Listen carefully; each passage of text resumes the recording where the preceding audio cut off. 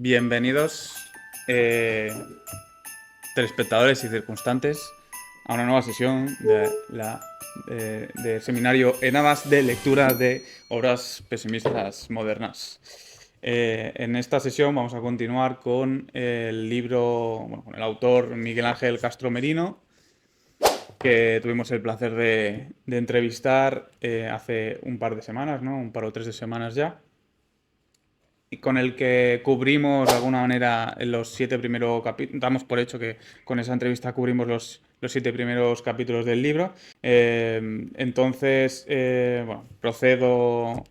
Aviso que muchos de los temas que. Está un poco descentrado. Ah, no, es porque ha salido la mierda esa. Que muchos de los temas que se abordan en estos capítulos también se trataron en la entrevista y hablamos bastante extensamente de ellos. Por lo tanto, pues voy a ir un poco acelerado y solamente me detendré en cuestiones que me han llamado más la atención, ¿no? Sí que voy a comenzar adelantando que en general, bueno, la conclusión, en último término, yo lo que veo que propone Miguel Castro Merino, la tesis principal que vertebra su obra, es funciona como algo así como una especie de tratado de socorro a la manera de los antiguos ascéticos como Miguel de Alonso Tegui y estos en los que tratan de, bueno, convencer, ¿no? Más bien disuadir al lector de persistir en el camino de los placeres y de lo sensible y abandonarse de algún modo pues o echarse en brazos del no ser.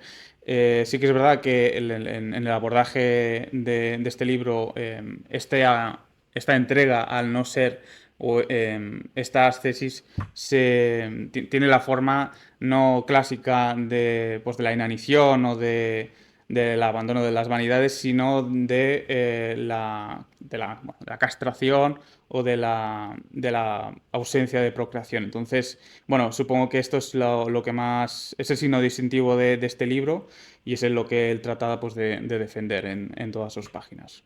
Entonces, yo lo que he visto es que, bueno, como conclusión adelantada, diría que se tiene que leer este libro teniendo en cuenta que lo que nos intenta, lo que nos intenta convencer Miguel Ángel es que las personas que tienen descendencia, para luego, bueno, entre otras cosas, defender que la han tenido para cuidarlas muy bien o dispensarle todos los cuidados del mundo, ya están cometiendo una primera falta, digamos, una falta, como diríamos, antepredicativa, ¿no? Ontológica, que consistiría en el hecho de traer esa vida al mundo, ¿no? Sería como causar un mal solo para tener el placer de remediarlo, ¿no? Entonces, quizá hay que ver, ¿no? Ponerse esas gafas y tener esa perspectiva en mente de que para Miguel Ángel Castro el hecho de parir supone una falta criminal, apoyado en numerosísimas citas dispersas por el texto que lo asemejan casi a un centón, ¿no? O uno de esos tratados antiguos que, que se basan en la recopilación de citas para hacer avanzar el hilo argumentativo y demás. Entonces, voy a comenzar por el. No voy a estructurar la exposición diciendo capítulo 7, 8, 9, 10, 11, 12, porque pienso que es mucho más rico abordar, ya que tenemos muchas de las. Ya que tuvimos el placer de solventar muchos de las dudas que pueden aparecer en la lectura de estos capítulos con el propio autor, creo que puede ser más fructífero referirme a las cuestiones que salieron la propia entrevista y de las cuales pues, se pueden extraer ya muchas conclusiones que bueno, si me pusiese ahora a pararme capítulo por capítulo, pues haría esto mucho más farragoso. Entonces, pues en aras del dinamismo en la medida de lo posible, pues me referiré a a cuestiones que ya salieron en las entrevistas. Entonces, Bueno, el capítulo 7, solamente comenzaré con el capítulo 7 y ya luego no me referiré a la numeración de los capítulos, pero sí que quiero decir que comienza con la cuestión bueno, del papel del filósofo, qué papel representa el filósofo bueno, en el mundo no solo académico, sino mundial, eh, específicamente respecto a la pregunta, pues, por el valor de la vida, ¿no? Em, para Miguel Ángel, a diferencia de Albert Camus, la gran pregunta no sería si merece la pena o no vivir la vida, sino si merece la pena o no traer descendencia, puesto que la pregunta de si merece la pena vivir está claro que no. Entonces, el filósofo para Miguel Ángel Castro representaría el papel de ese Sócrates moderno, de ese tábano urbano que no se guarda ninguna pregunta, como diría Schopenhauer, en el corazón, que tiene el valor para no guardarse ninguna pregunta y llega a pulverizar cualquier tesis afirmativa a favor de la vida y de la procreación. Esto pues le llevará a tesis extremas para algunos, como la defensa del aborto y el suicidio. Bien,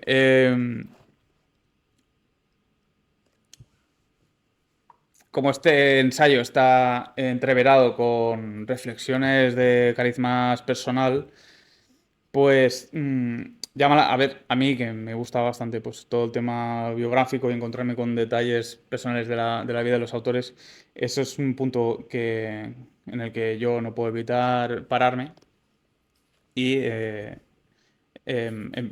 empezaré diciendo pues eso, que lo típico, Miguel Ángel, pues como a todo filósofo que se precie, comienza con una especie de revelación. En este caso, bueno, si para Nietzsche fue el mundo como voluntad de representación, pues para Miguel Ángel, como ya, de hecho, ya ha dejado claro en la propia entrevista, fue la crítica a la moral afirmativa de Cabrera. Es un libro que él dice, Miguel Ángel, que hasta el momento solo se había dedicado a leer autores de filosofía y de ética afirmativistas, hasta que leyó a Cabrera y se reconvirtió, ¿no? Sufrió una especie de reconversión a lo Suárez. Entonces, bueno, como decía, estos capítulos que yo abordo comienzan con la cuestión del papel del filósofo. Considera Miguel Ángel que el filósofo que no llega a cuestionar, pues la pregunta no llega a cuestionarse sobre el tema de la procreación, no es un filósofo que llega hasta las últimas consecuencias y por tanto es bueno, pues un filosofastro. Entonces, esto le lleva a hacer una apología de los filósofos menores. En la entrevista ya dijo que pues eso, Mailander, Benatar y demás son filósofos que le interesan especialmente porque no tienen predicamento casi fuera, ¿no? de su famélico pero interesante círculo de adeptos y son los que digamos, se atreverían a hablar de cuestiones que sonrojantes o vergonzosas para algunas o incluso amenazantes que, digamos, el gran público y tal no estaría preparado para asumir y por tanto, pues, quedan recluidos, apartados de la sociedad. Em, Bien, la cuestión aquí es que Miguel Ángel se pregunta bien, si estos círculos pequeños llegasen en algún momento a hacerse más grandes, a ampliar su círculo de influencia, ¿qué podría pasar, ¿no? En cuanto a cómo afectaría esto a los resortes de la sociedad. Y la tesis más, bueno, la idea que se nos puede venir más rápidamente a la cabeza es que si todos decidiésemos, pues resolviésemos no dejar de tener hijos y demás, pues el sistema económico, de pensiones, de intercambio de mercadería, etcétera, pues se vendría abajo y por tanto la sociedad se volvería insostenible, el sistema se caería, se derrumbaría y por tanto la humanidad entraría en una especie pues, de estado de dolencia, de letargo y demás, y eso comportaría más sufrimiento. Pero por otro lado, también es cierto que mm, esto no sería para Miguel Ángel una decisión técnicamente irresponsable porque el que tiene hijos tampoco lo hace con la conciencia de aportar o de querer mejorar a la humanidad. La humanidad con mayúscula que para Miguel Ángel no tiene, digamos, entidad, no tiene existencia, no tiene ningún tipo de entidad. Esto es una cosa que diré más tarde, pero adelanto que, bueno, Miguel, por lo que yo he podido leer de estos capítulos, me da la sensación de que Miguel Ángel se acerca más a posturas existencialistas kierkegaardianas, especialmente en a la defensa de Kierkegaard del individuo, del valor del individuo, frente a las hipóstasis facilonas colectivas. Miguel Ángel, pues, eh, propone lo que él llama una huelga general contra la vida, cuyo signo distintivo sería, pues, no una sucesión de suicidios masivos, sino simplemente, pues, dejar de procrear y encargarnos de lo que quedaría, ¿no? Después de que todo el mundo hubiese resuelto dejar de tener hijos. ¿Por qué esta huelga general contra la vida? ¿No sería una resolución tomada por, no sé, por morbo, no sé, una decisión mórbida, ni patológica, ni basada en el resentimiento, ni nada parecido, sino que sería la propia consecuencia lógica de ideas que llevan circulando en la literatura, en la cultura, largo tiempo, ¿no? Estoy pensando en pues, ideas más de cariz comunista, socialista. Para Miguel Ángel parece deducirse que la huelga general contra la vida sería la deducción de las premisas socialistas, anarquistas, que no habrían llegado a las últimas consecuencias. El fin de esta huelga sería pues, que no hubiese humanos. Porque si no hay humanos, pues ya no hay pobres. Y si no hay pobres, no hay sufrimiento, entre otras cosas. Al final, si hay rico, los ricos son los que menos y por tanto lo que importaría, pues en este caso sería más los pobres, no solo los pobres. O sea, Miguel Ángel diría, no, los ricos también sufren, obviamente, ¿no? Hay como ese ejemplo que da Mailander de que se dice que Cleopatra, pues en su aburrimiento supino, como no sabía qué podía hacer, se dedicaba a clavar alfileres incandescentes en los pechos de sus esclavas, solo por puro aburrimiento.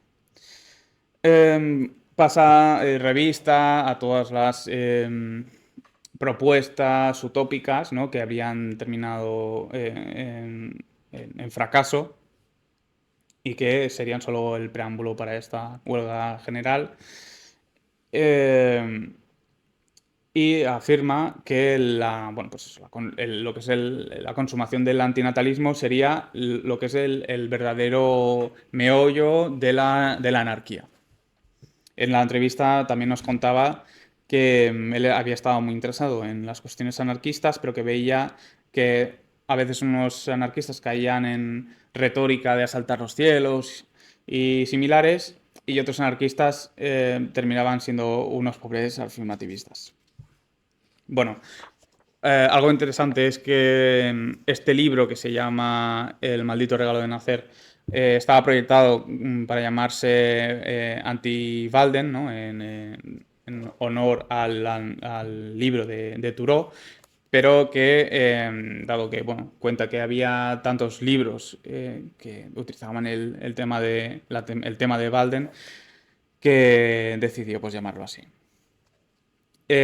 Sabemos que Miguel Ángel, por su filiación conductista, recurre constantemente a lugares propios del conductismo, sobre todo de Skinner, y cabe decir que no por ello se va a encontrar el lector con una apología de las tesis de Skinner como si eso fuesen eh, como si hubiese descubierto la sopa. No, al fin y al cabo, Skinner para Miguel Ángel sería también un ejemplo de fracaso utópico.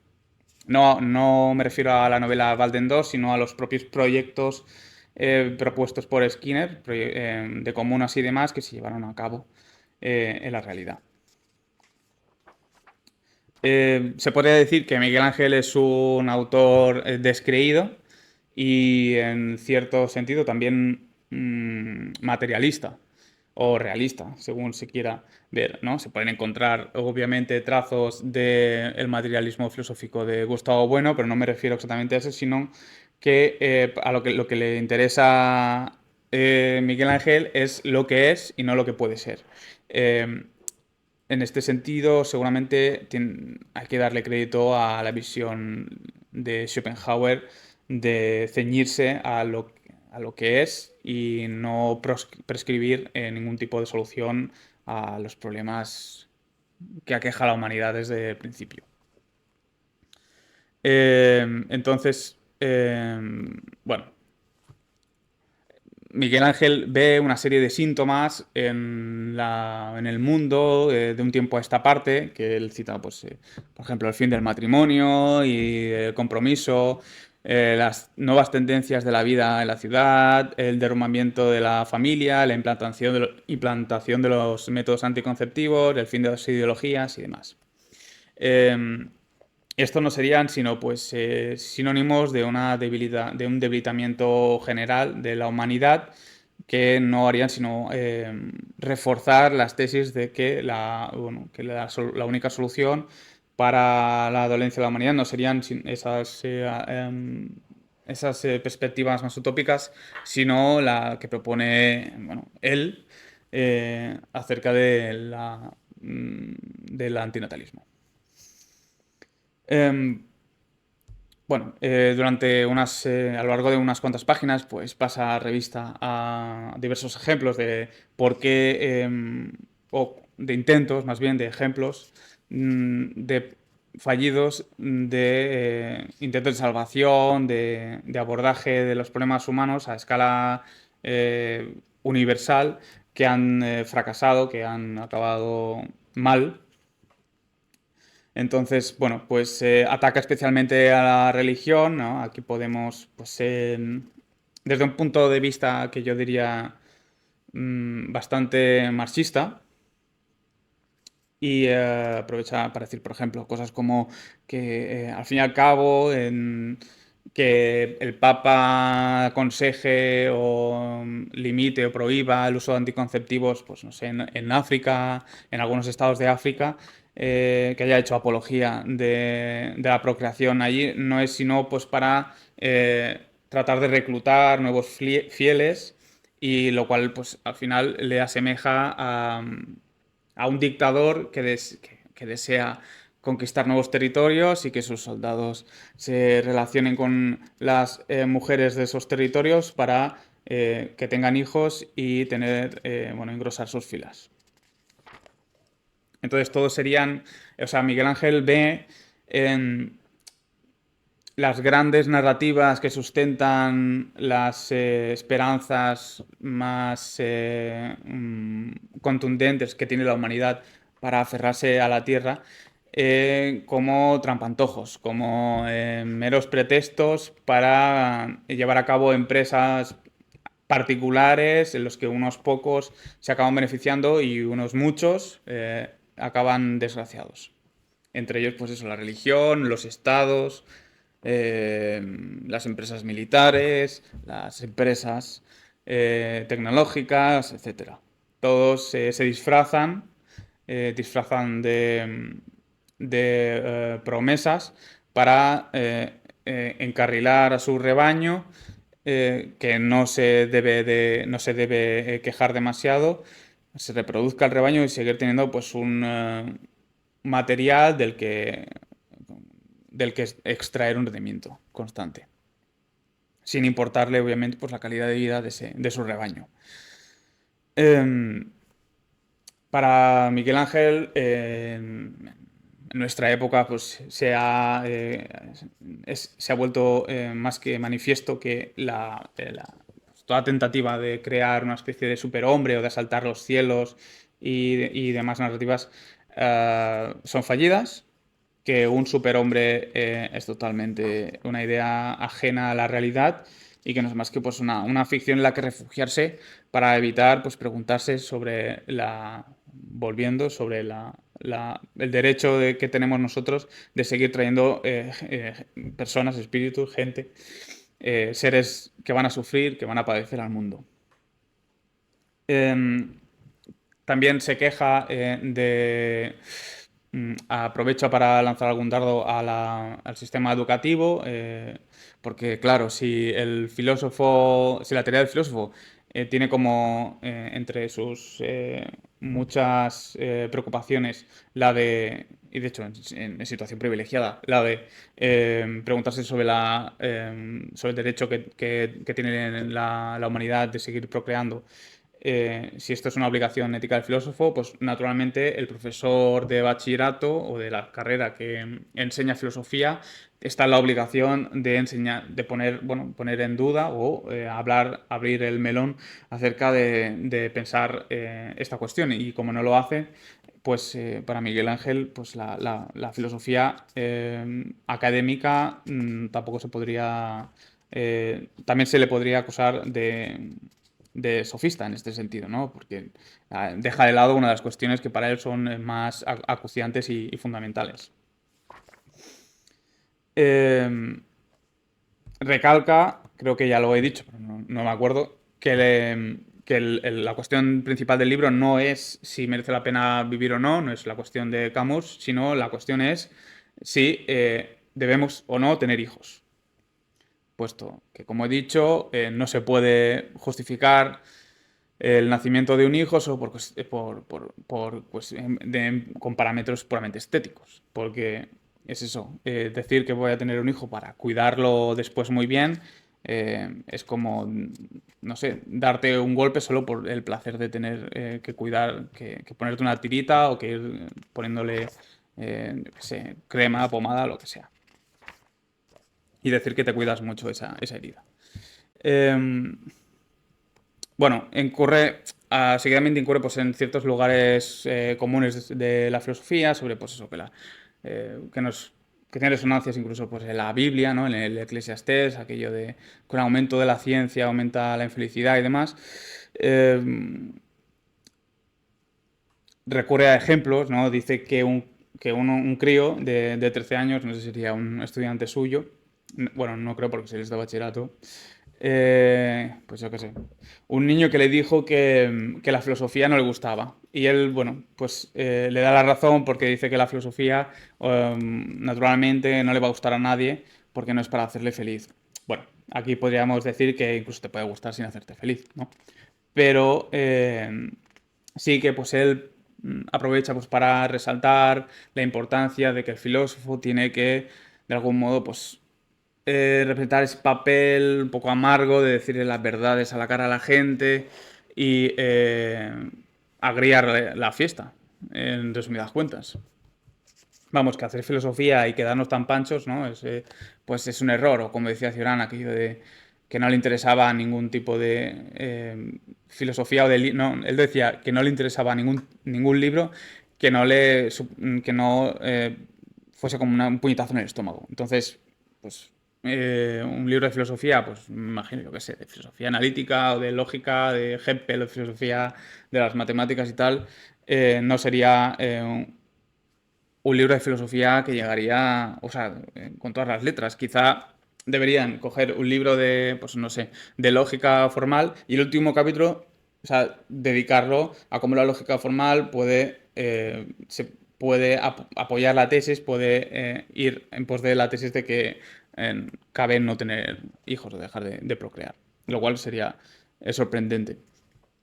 Eh, También hay pasajes donde habla elogiosamente de Gustavo Bueno, por el carácter de la filosofía de Gustavo Bueno de triturar hasta el límite todo aquello que puede ser triturado, ¿no? De la simploqué, de la interrelación de críticas, ese carácter agonal de la filosofía de Gustavo Bueno, ¿no? Que le podría, digamos, animar a esos filósofos a dar el paso que necesitan para afrontar la cuestión última, que sería el anatalismo. Bien, bueno, es eso. Va proponiendo que, bueno, que poco a poco se vaya extendiendo este debate a círculos cada vez más extensos, pues pasaría de los filósofos menores a círculos pequeños como nosotros, y de los círculos pequeños iría pasando pues a círculos, se extendería a círculos académicos, y de los círculos académicos podría llegar a debates públicos, y de los debates públicos al BOE. Eh, Ejemplos como la denuncia constante en televisión de que España es un país cada vez más vacío, ¿no? Que se habla tanto de la España vaciada, pues él se pregunta por qué habría que aumentarla. Simplemente, pues hacer o sea, el filósofo es el que saldría a la palestra a decir, eh, vale, ¿qué ganamos con ello? Eh, Al margen del Estado. ¿Qué ganamos nosotros éticamente, filosóficamente? Nos hemos parado a preguntar ni siquiera si hay que hacerlo fuera de un contexto económico. Y lo que estoy diciendo, pues que el filósofo, según Miguel Ángel, tiene que ser un espíritu fuerte que prácticamente hable sin decoro frente a su interlocutor. Y eso es sacarle las vergüenzas. Esto me recuerda al pasaje ese, ¿no? de Benatar, de David Benatar, que frente a una compañera de despacho, creo que es, o de universidad, que le anuncia que está embarazada, le dice, me alegro por ti, pero lo siento por tu hijo. Pues así, hay que representar el papel de amarguras. Em, claro, sí, digamos, como acicate o más bien como pequeño, ¿cómo se dice? Espurna en castellano, espurna. Eso, perdón. Gracias. Como chispa inicial, digamos, para encender este debate, pues cabe una decepción o cabe algún tipo de frustración masiva, no sé, algún tipo de motor, ¿no? De primer motor que aliente al público a ser receptivo a lo que los filósofos que se ocupan de estas cuestiones tengan que decir. Em, entonces, bueno, pues vuelve eh, en las, en los capítulos siguientes, vuelve a cuestiones relacionadas con los fracasos de las diversas tentativas utópicas, ¿no?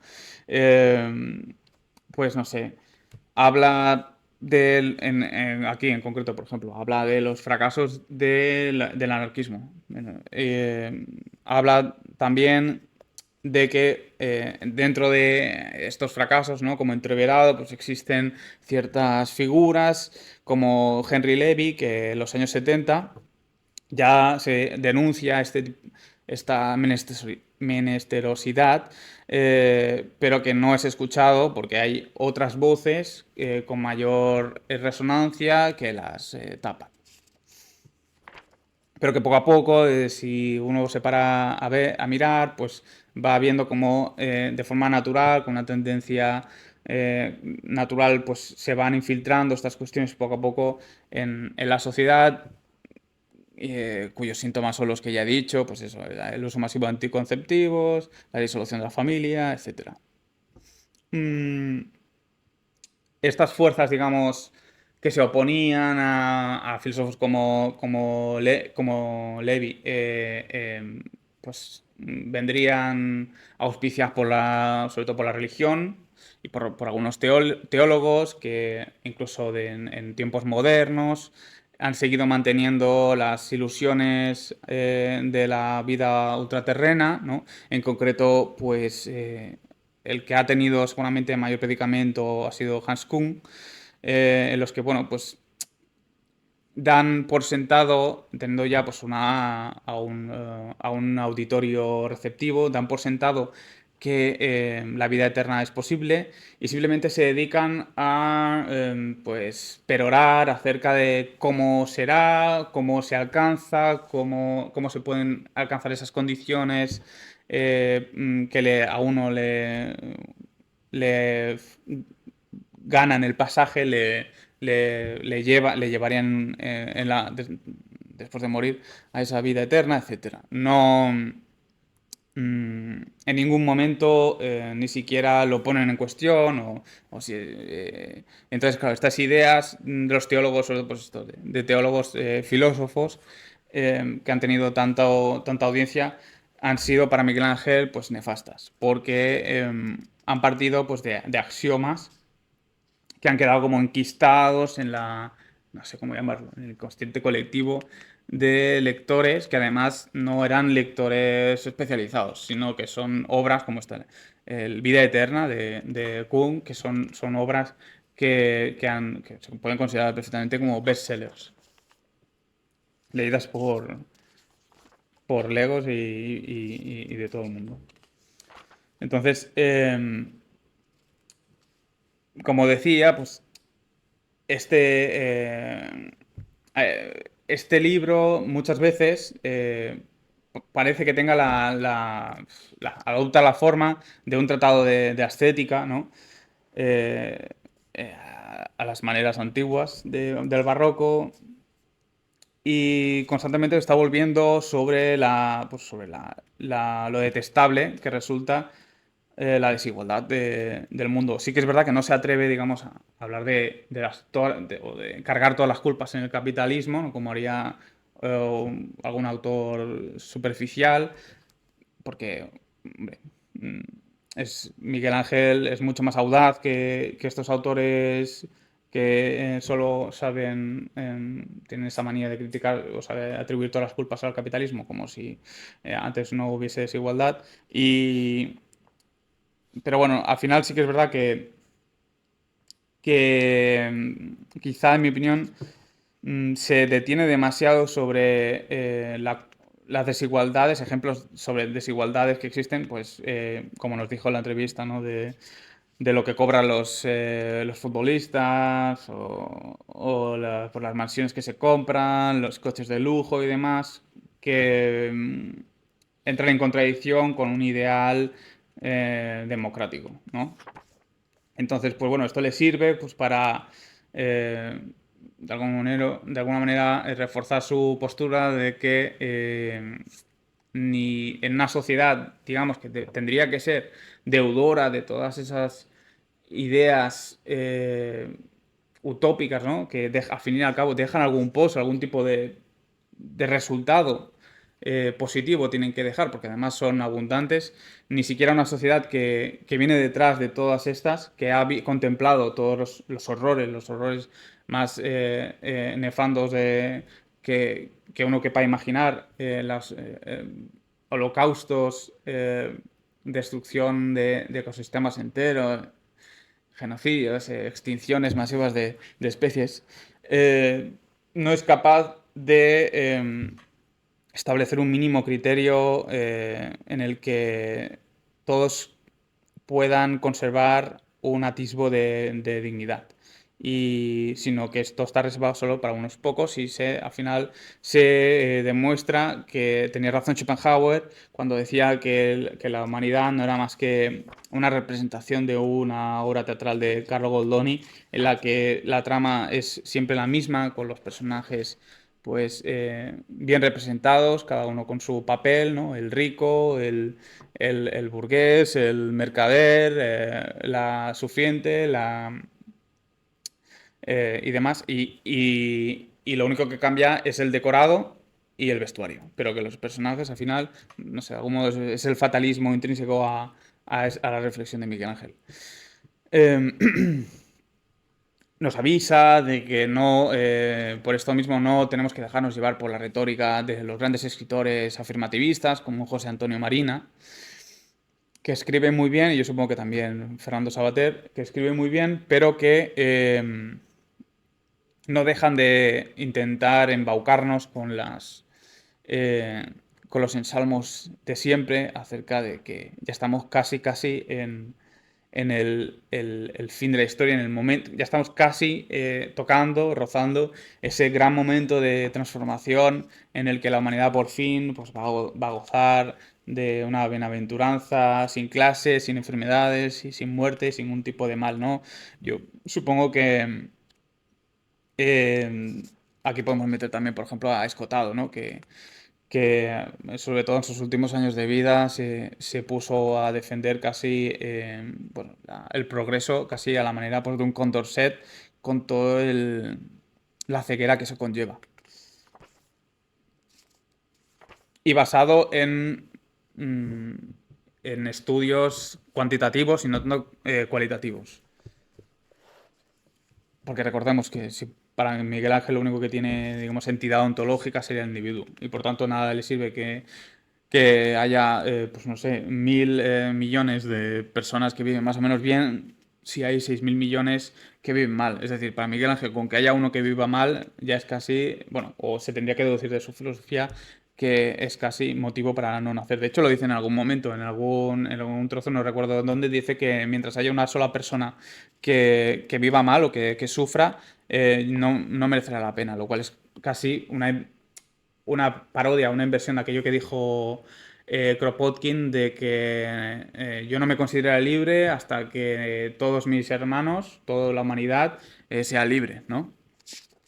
Es esa fraternidad del anarquismo ruso transportado a las consideraciones pesimistas. Entonces, bueno, digamos en este último bloque, ya para no me queda nada, no sé cuánto tengo. Sí. En este último bloque, pues se adentra un poquito más antes que no, que pensaba que decía una cosa y no. Adentra ahora sí en el carácter menesteroso del ser humano, de la humanidad. Digo ser humano, pues, porque siempre él prefiere, ¿no? Hablar de las miserias de la vida individual, particular, y no tanto de las miserias a nivel estructural, a nivel global, porque al final, eso es lo que digo, que mientras haya uno que siga sufriendo, ya no merecerá la pena vivir en este mundo. Pero, eh, lo que sí es cierto es que vayas a donde vayas, observas una violencia que sí que se podría decir que es estructural, que es intrínseca pues al ser humano, a la existencia. Es decir, vayas incluso pues, yo qué sé, en lugares donde se podría decir que reina una especie de tolerancia entre los individuos y, y, y estos pues mantienen un grado razonable de salud, de higiene y de cultura y demás, todavía se puede observar una cierta lógica de violencia entre ellos, pues lo que uno quiera pensar, una jerarquía que termina derivando en sumisión, mil cosas, o simplemente aburrimiento, ¿no?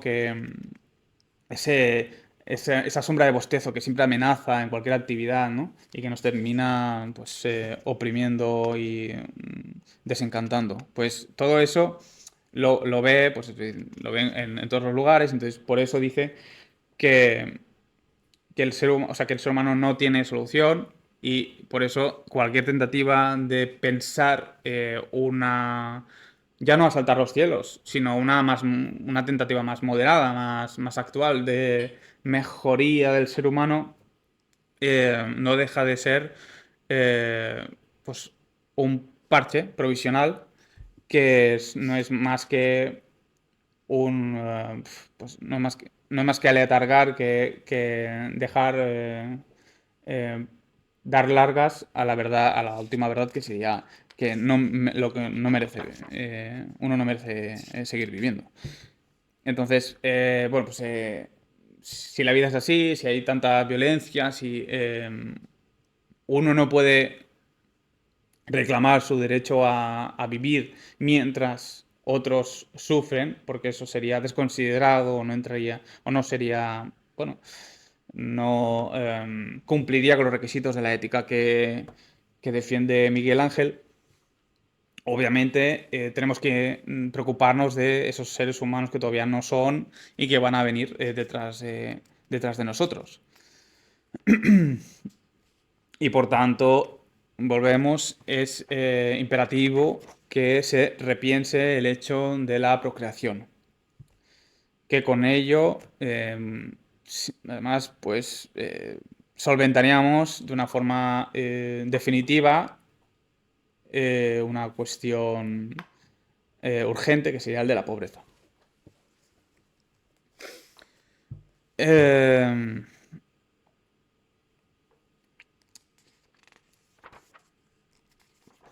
vale, vale, esto ya lo he dicho, sí, eso. Que uno no. La vida no merece la pena mientras otros estén sufriendo. Eh, También, como he dicho antes, eso, para Miguel Ángel, la humanidad en mayúscula no existe.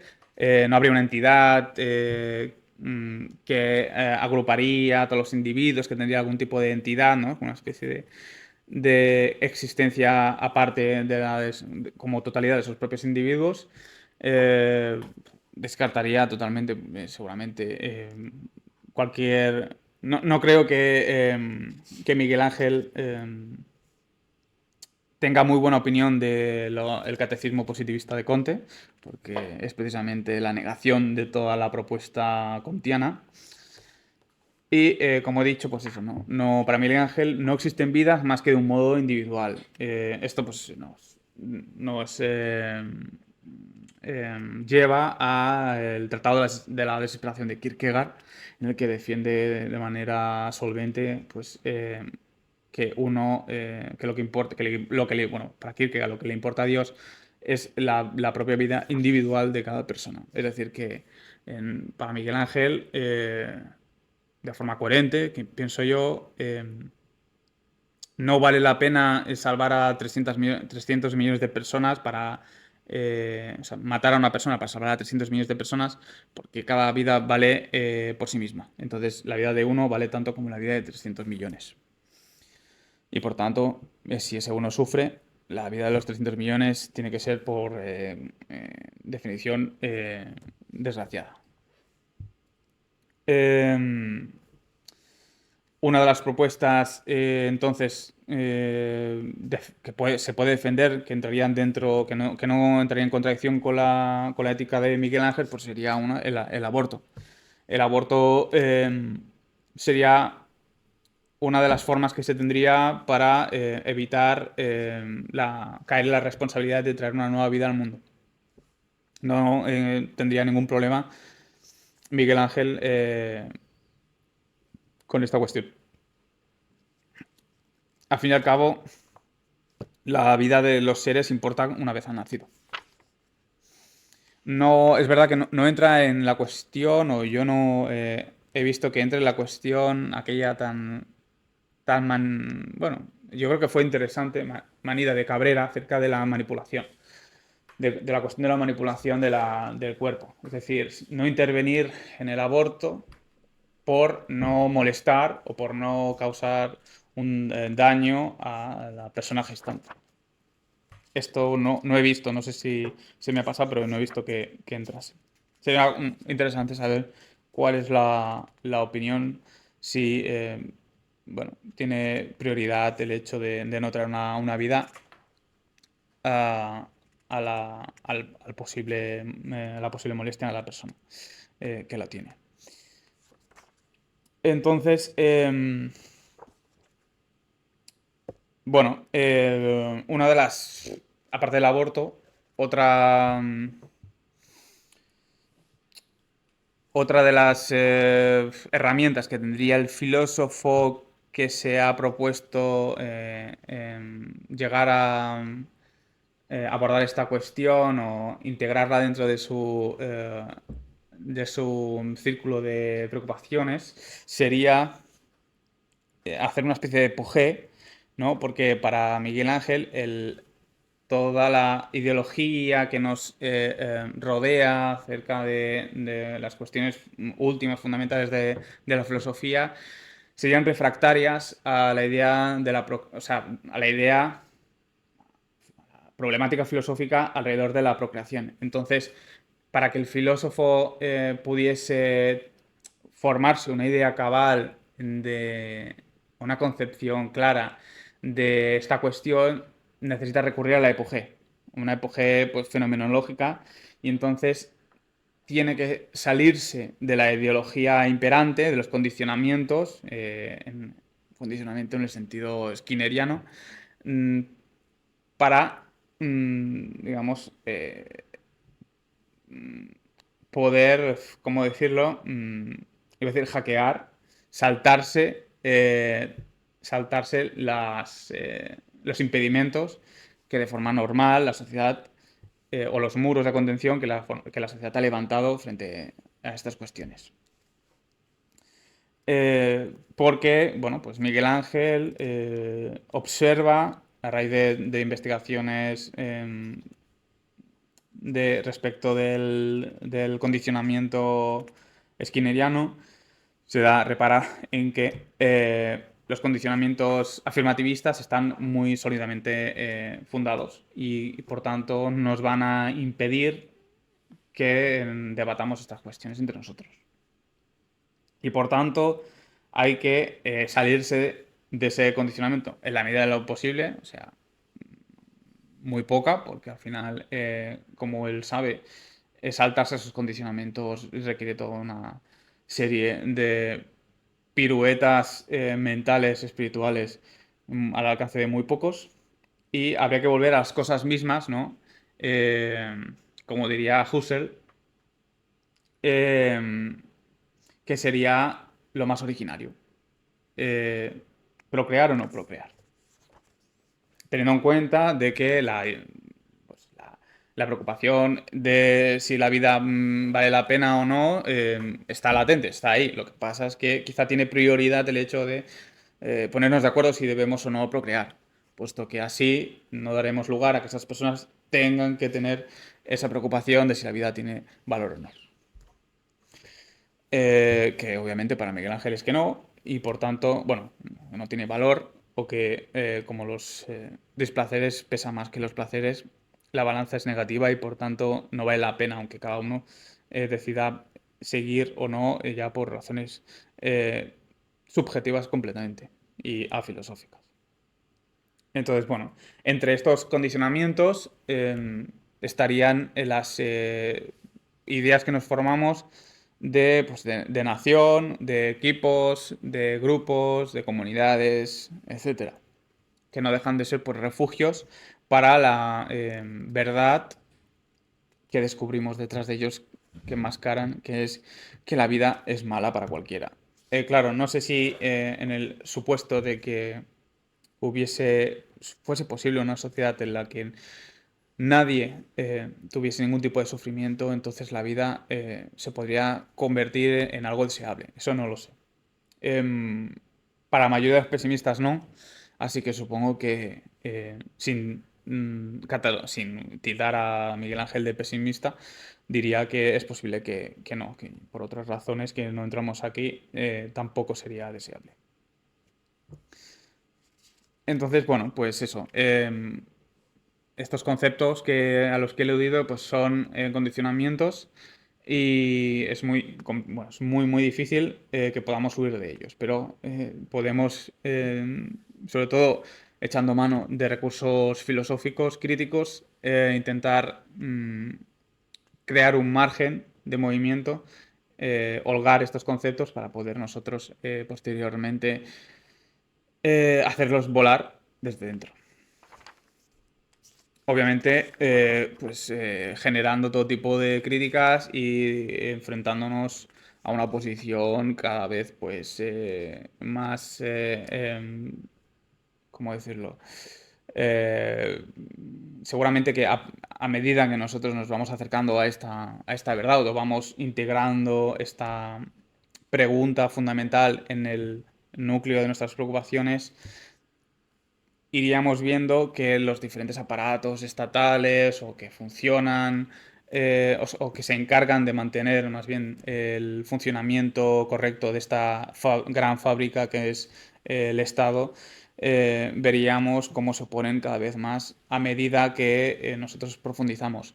Mm, Cabe recordar que en la entrevista yo aludí a esa, bueno, puede ser leyenda, no sé si a mí me lo contó Manuel, esa leyenda que gira en torno a la muerte de Philip Meilander y que dice que seguramente, bueno, o que cabe la posibilidad de que Meilander fuese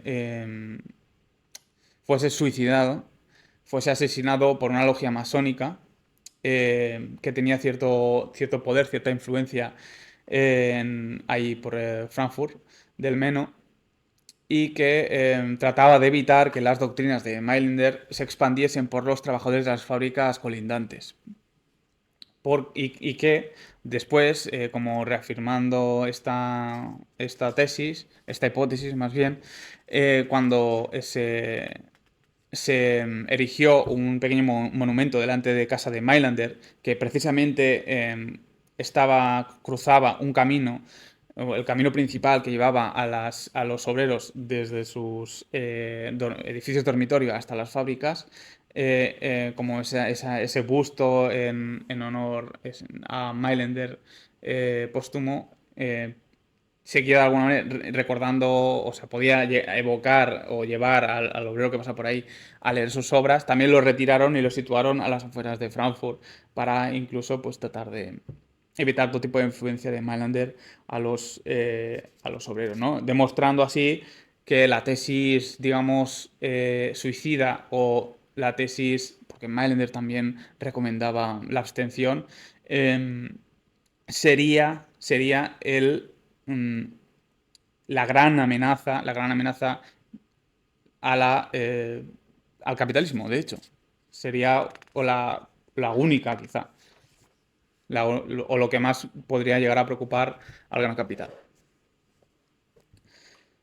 Eh, y todo lo demás sería, pues para Miguel Ángel, algo así como un arte del disimulo. Es decir, toda retórica, todo armazón conceptual, que no llega a estos extremos, o no llega a preguntarse sobre el valor de de la procreación, sería retórica, o quedaría en dominio, limitado en dominios retóricos. Y es eso. El futuro, dice bueno, él cree que lo único que podría.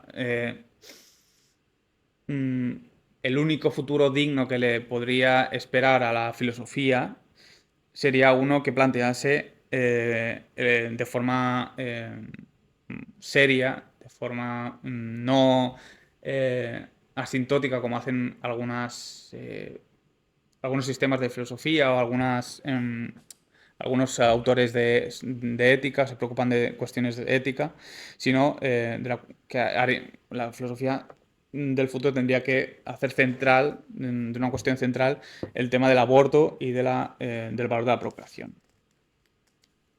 En fin, porque dice que dice bueno, que si la vida no deja de ser un suicidio demorado, es decir, que bueno, pues el que nace está condenado a morir, tener hijos no es sino una forma de hacer que esa persona, hacer que tu hijo se suicide de forma lenta. Es decir, la culpa del suicidio de tu propio hijo, de ese suicidio involuntario, sería la del padre. Eh, y no tiene ningún tipo de reparo ni acaba este capítulo acerca de las bondades y también de las penurias de la humanidad con una endecha acerca de, bueno, sí, la humanidad por fin se ha redimido, por fin ha desaparecido, pero podemos destacar alguno de sus méritos.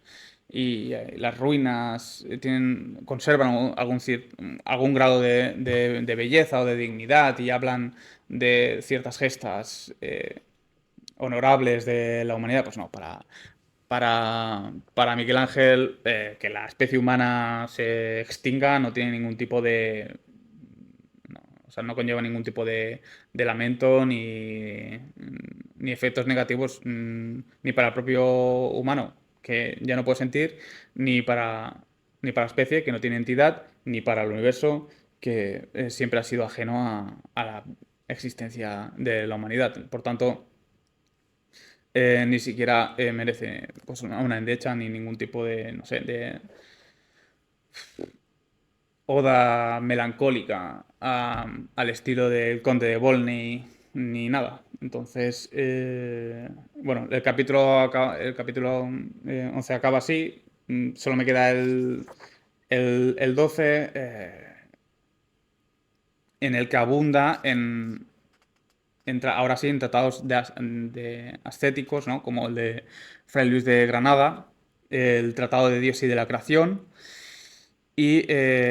pero que ya he hablado de ellos, ¿no? Que son pues tratados que aconsejan pues el abandono de lo sensible, de los placeres. eh, Se fija pues en varios autores que apoyan, bueno, que se asemejan, que incurren en este tipo de temática, autores también modernos, eh, cómo se podría establecer una analogía entre esos placeres que denuncian, por ejemplo, estos ascetas y nuestras modernas formas de tormento como pueden ser Internet, Facebook y la prensa. Y sigue planteando la cuestión de la no procreación, de que, bueno, me sorprende quizá que no aborde el tema de los gnósticos, porque, vamos, yo no lo he visto, porque los gnósticos en ciertas comunidades gnósticas se recomendaba también la abstención de la procreación. Y podría haberle venido bastante bien a Miguel Ángel aquí apoyarse en ellos. Pero bueno, eh, se apoya en eso, en diversos autores del barroco y del cristianismo y en autores modernos como Cioran. Pero no dejan de ser, pues eso, citas retóricas que vienen en ayuda de sus argumentos. Y hasta aquí mi intervención.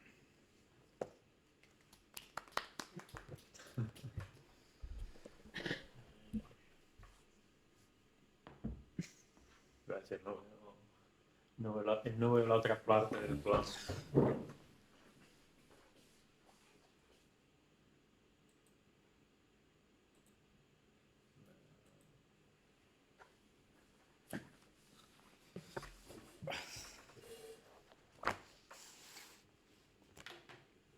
¿Dudas? Pues, bueno, antes de pasar a temas más a temas, digamos, más, quizá más interesantes, respecto a la cuestión del aborto, El gorrito, Luis. hostia, claro, gorrito para hablar, esperad un momento. A ver cómo me cabe, esto está un poco pequeño para mi cabeza. Respecto a la cuestión del aborto, no sé exactamente cómo lo has leído tú, pero no es, o sea, quiero decir, no es para nada, o sea, no es para nada como lo plantea, o sea, en el fondo no hace una defensa del aborto, es una cosa, bueno, según cómo la mires, súper tibia, porque lo que viene a decir es básicamente que el único, o sea, vamos, que el individuo nace desde su concepción y que el único aborto posible es la abstención de procrear. Entonces, claro, así es, no, bueno, sí, soy abortista, pero abortista en un sentido muy específico de abortar. En realidad, el aborto en sentido estricto es esto que yo te digo. Sí, lo llama aborto radical. O sea, quiere decir que, bueno, que en fin, que es una cosa así tibia. Tengo un par de puntos ahí apuntados. Lo mismo que otra serie de cosas. Y de hecho son, curiosamente, como los puntos que se supone que son las tesis originales. Luego está el tema de la cuestión del anarquismo, que la verdad me llamó la atención, en el sentido de, vale, cierto, o sea, es el anarqué, en el sentido de, pues, ausencia de principios, pues para que haya una auténtica ausencia de principios o de leyes, básicamente hay que dejar de... básicamente hay que no existir, por tanto, el único anarquismo digamos, verdadero o verdaderamente realizable es, pues, eso, abstenerse de procrear, ¿no? Y eso conectado con el tema de la utopía, que dirá, pues eso, la única utopía realizable es, pues eso, abstenerse de procrear, ¿no? El anti-Walden o el Walden cero, como le llamo. Y claro, esto es como, en parte, medio interesante, pero por otro lado, como algo contradictorio respecto a el enfoque que explícitamente mantiene, que es un antinatalismo que no se decanta por el activismo político, porque él mismo lo dice, sino que tiene un enfoque más filosófico existencial. Entonces, tienes el pie en un lado, tú tienes el pie en el otro. Pero ya te digo, me da la sensación de, en ese aspecto, pasar a pies juntillas y, bueno, ya que el lector haga la interpretación que le venga en gana. Ah, y bueno, tengo algún comentario más en relación al capítulo este, ¿no? El que trata sobre Schopenhauer, Freud y Cioran, pero casi quiero casi quiero ver qué tenéis vosotros para comentar antes. Sí, yo lo del aborto también lo he interpretado en la misma línea que tú, y de hecho fue como un fragmento que me sorprendió mucho. O sea, la afirmación esta de que el nacimiento se produce ya en el momento de la fecundación, porque me costó, ya me está bien no salir, pero No, bueno, porque es un poco bueno, raro sí. escuchar a alguien hablar y no verlo por ahí. Me pareció un poco como out of nowhere, en plan, no encontraba justificación. Y me parece que de hecho le permite ir en contra del aborto entendido en el sentido convencional, ¿no? O sea, porque claro. sigue repitiendo siempre que una vez has nacido, ¿no? Pues la vida tiene que seguir, pero claro, si el nacimiento se produce ya en el momento de la fecundación, entonces más que el aborto en el sentido convencional, pues sería una apuesta más por lo que por lo de la abstinencia sexual y tal, ¿no? Y es que me pareció que en diversos momentos tiene como muchos tintes cristianos, no solo por eso, sino también por la forma como habla del sexo, como el momento cero de todo el mal que vendrá después, pues me recordó como un poco al tema del pecado original y tal, Es ¿no? muy, bueno, no sé si gráfico es la palabra, es muy, no sé cómo decirlo, eh, sí, visceral quizás sería la palabra que más acerca, no lo sé. Muy la bestia de dos espaldas, ¿sabes? Sí, no gráfico en el sentido de, pero sí, bueno, no sé, en fin, lo que más se acerca, el objetivo que más se acerca, que me viene ahora a la cabeza. Explícito, diré. Es muy gráfico respecto a las descripciones que hace del sexo. Explícito.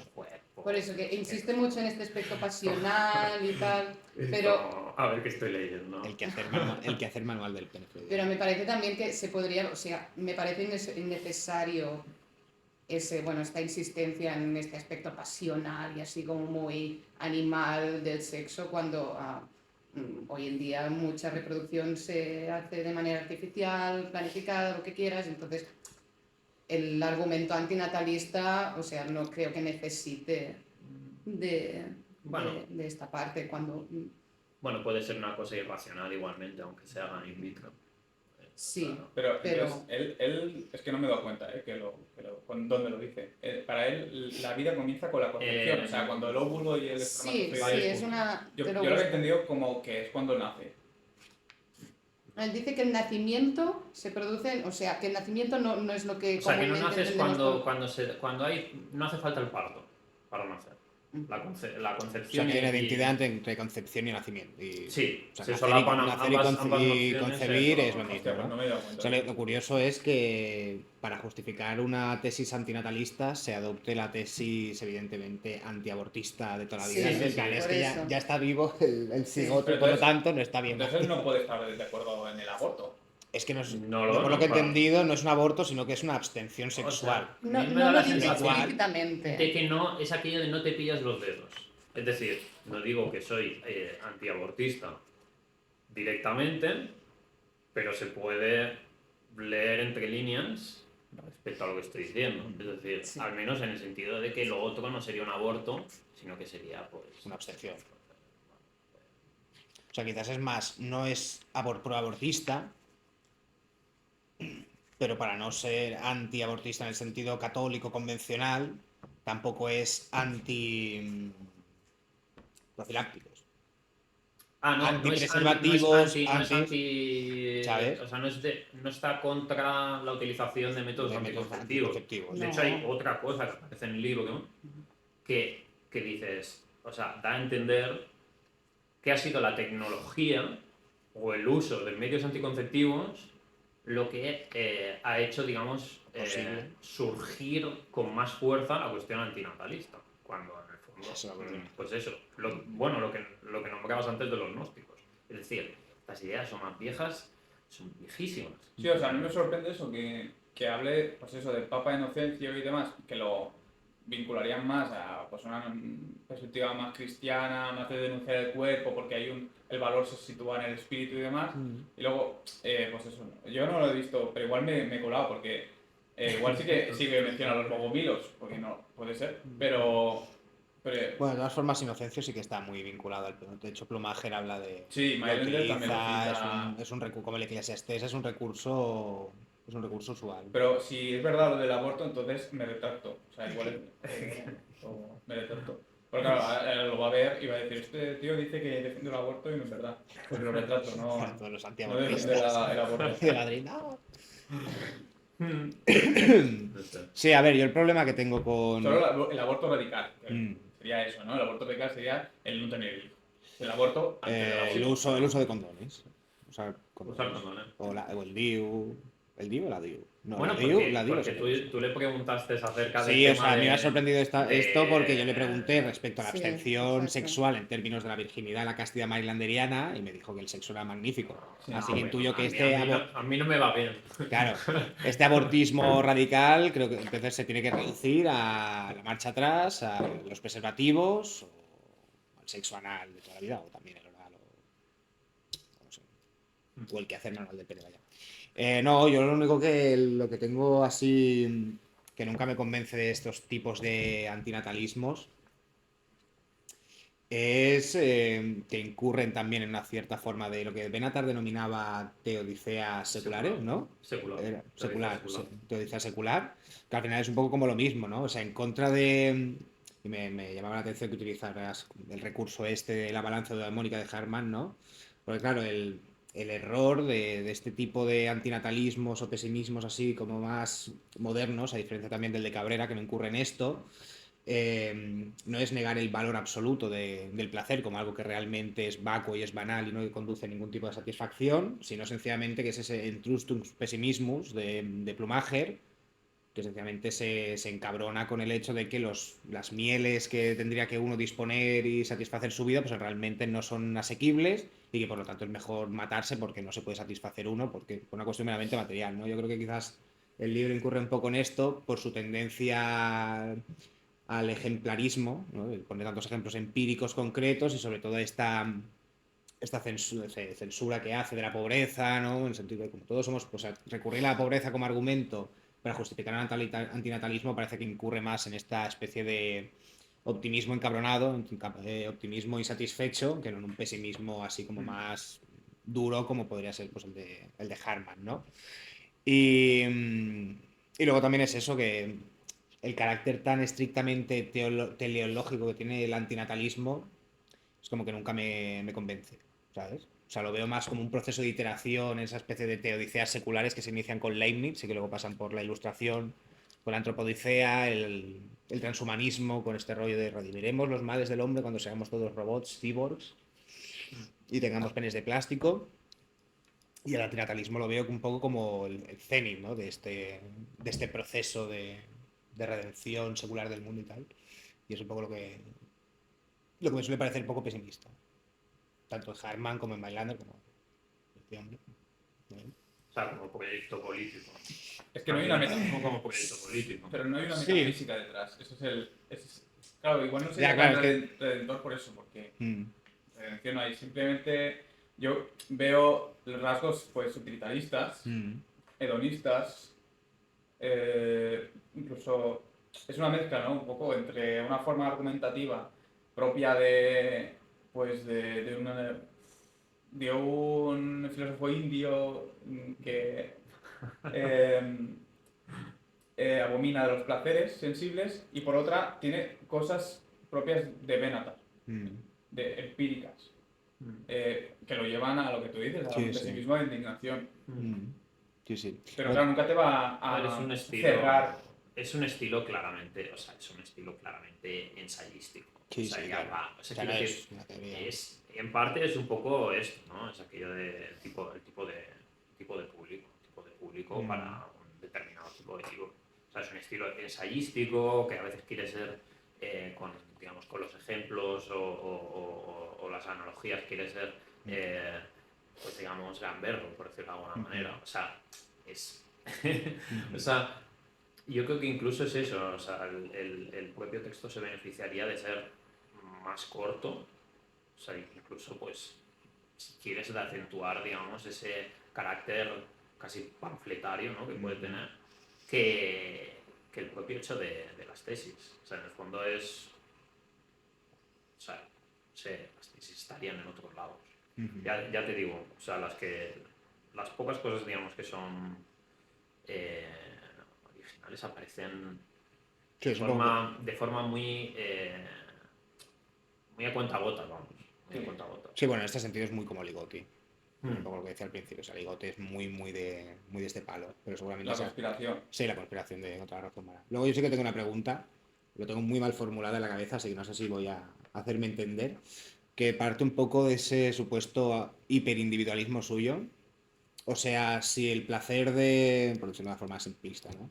De 100 sujetos, 100 seres humanos, eh, Ya nunca serlo está, nunca. nunca está justificado, ¿no? Nunca está justificado, o sea, no está justificado el dolor de un solo hombre, aunque 100 sean felices, desde la lectura opuesta, en el sentido de si solo un hombre es feliz y el resto son infelices, o sea, no hay una tensión, si se parte de un individualismo profundo y total. No sé si me he explicado. Quizá podemos encontrar una trazada metafísica aquí y él te diría que el mal sí que tiene una entidad, es decir, que pesa más que el bien, es decir, que no vale, a la inversa no vale. Bueno, o sea, la simetría, la famosa simetría, en el fondo. Pero yo creo que esto ya está si lo piensas, esto ya está en Schopenhauer. Incluso visto desde un punto de vista intraindividual, ¿no? Cuando habla de, y bueno, ya sé que esto viene por el tema de la idealidad del tiempo, ¿no? Sí. Pero cuando habla ¿no? de la cuestión de la realidad, del dolor y demás, viene a decir algo así como que da igual que los dolores estén puestos en el pasado y no en el presente, porque al final, como todos los, bueno, en fin, lo del tiempo inmanente, como todos los presentes valen igual exactamente como presentes, y, y eso ya ha tenido, digamos, y eso ya ha tenido, digamos, el carácter de presente, un dolor una vez, una vez ocurre, sirve como enmienda a la totalidad de la existencia. Sí, claro, pero Un único o sea, yo lo veía en el dolor, sentido- pongamos un único dolor en toda una vida. Sí, sí. Y si partimos de la idea de que el placer sería negativo, Claro, o sea, en Schopenhauer tiene esto es más sólido porque, claro, Claro, el hay placer es algo donde negativo sentar las y el dolor es tesis, claro. negativo. Harman es por la vacuidad del placer que siempre conduce a un mal mayor, a pero una sí que para insatisfacción. Harman lo bueno es que sí que hay placeres positivos. El placer Sí, bueno, pero intelectual son- hay tres. Claro, pero ese placer intelectual conduce a una especie de epifanía que consiste en comprender que la vida es un mal, que pues, luego viene ahí Sí, que la cuestión de la luego redención, redunda la en- contradicción entre la voluntad y la idea, ¿no? Mm. Claro, como aquí falta eso, una metafísica, vamos. Mm. Claro, por Bueno, eso yo pero quiero plantear estos ya te términos. digo, ¿sabes? se puede derivar, claro, se puede derivar de las referencias. Es decir, el común, digamos, Sí, claro. el punto común es la Desde la- simetría. desde la ortodoxia La llames como la llames o sea, la llames como la llames en cada filosofía. A mí, por otro lado, otra cosa que me ha... no hace falta, es aquello del capítulo este 12, ¿no? Que se lo dedica a, digamos, a filósofos en concreto. Al final habla muy poco de los filósofos en concreto. Habla más de Fray Luis de Granada Claro, que de Cioran. en caso de Cioran puede ser casi excusable por el tema del carácter fragmentario de su propia escritura, ¿no? Que puedes decir, bueno, pues quizá en términos propositivos hay, entre comillas, menos cosas que decir. O sea, vamos, la profundidad de Cioran está en todo caso en ese juego entre los aforismos y los silencios que acompañan a los aforismos. Pero bueno, no nos vamos a meter en eso. Luego, el papel de Freud, digamos, como filósofo de la cultura, no sé hasta qué punto es, aparte de que quiere decir que son referencias hasta cierto punto, en fin, machacadísimas y sobre las que se ha escrito el río de tinta. Lo mismo por el caso de Schopenhauer, que es en plan, con perdón, joder, o sea, otro capítulo dedicado a la cuestión de la visión de la vida de Schopenhauer. Quiero decir, pues no se ha escrito sobre eso, o sea, se ha escrito muchísimo. Cuando en el fondo se puede tratar la cuestión del antinatalismo en Schopenhauer de manera específica, porque quiero decir, no hay 200.000 sitios en los que lo trate, pero hay por lo menos un par de sitios en los que lo trata, digamos, de manera frontal y se puede, digamos, hacer una lectura, ¿no?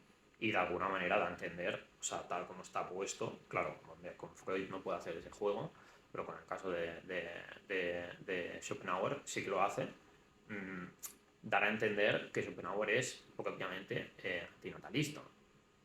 Y eso, como mínimo, yo creo que requeriría una discusión... Pero él no creo que una lo discusión de sugerir matices. eso. Ah, Que no lo sugiere. bueno... Y Schopenhauer es antinatalista. No lo sé, ¿eh? Sí, por la ¿Sí? forma en la que él trata, es aquello de, bueno, los antecedentes a lo que nosotros estamos discutiendo, lo que nosotros Pero él estamos utiliza más proponiendo. Schopenhauer para resaltar el carácter Bueno, el tipo de la vida y demás. menesteroso Pero de- bueno, más allá de lo de la vida, ¿cómo es esto? Lo que nos dijo en la entrevista, que es también algo muy citado, ¿no? La vida no salen las cuentas, ¿no? Sí, no cubre Más allá de, no cubre gastos. Más allá de eso, sí hay momentos en los que efectivamente viene a decir que, bueno, es algo así como el primer, digamos, el primer autor en darle un asiento a la cuestión del antinatalismo. Y en el fondo pues no profundiza tampoco demasiado en la relación entre el pesimismo y el antinatalismo, porque también se quiere desmarcar del pesimismo.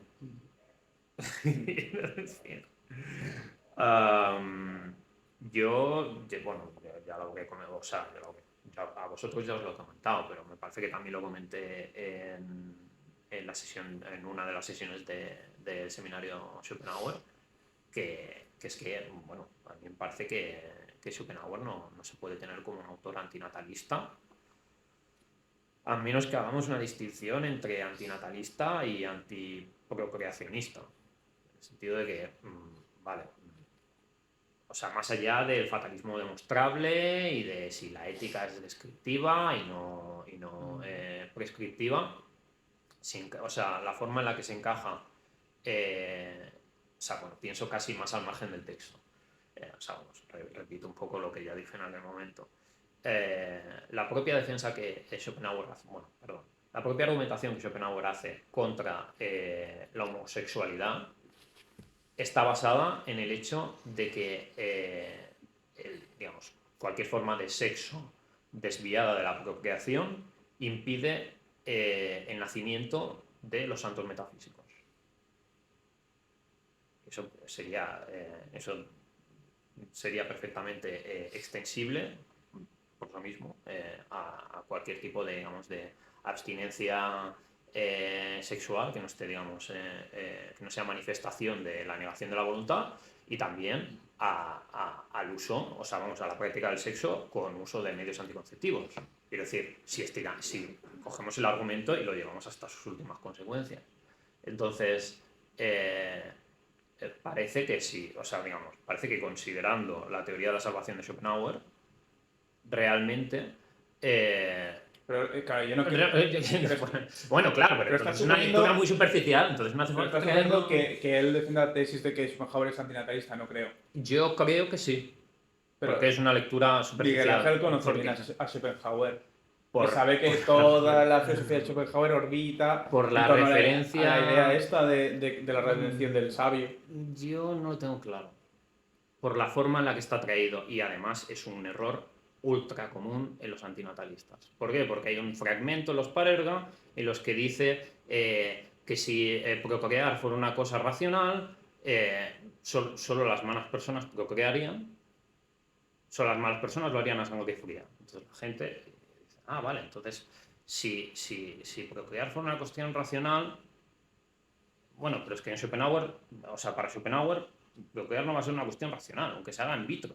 O sea, quiero decir, la gente se monta o sea, el tema, digamos, de la racionalidad no se reduce a la cuestión, digamos, pasional de efervescencia del momento. O sea, la cuestión irracional puede ser, en fin, casi, esto se puede ligar con, digamos, con la cuestión psicoanalítica, pues con las pajas y las películas que uno se monta en relación pues, cuando yo sea padre, el sentido que da o que puede dar la paternidad a mi vida. Entonces, quiero decir, suele ser una de las... Y yo, la verdad es que me da la sensación por eso. O sea, me da la sensación porque es un error, o sea, es un error común, y luego por la forma en la que está introducido como antecedente en el texto. Porque en el caso de los autores que no son antinatalistas, te lo deja bien claro. Por ejemplo, en el pasaje este de Freud, dice, Freud nos llega a decir no sé qué, no sé cuánto.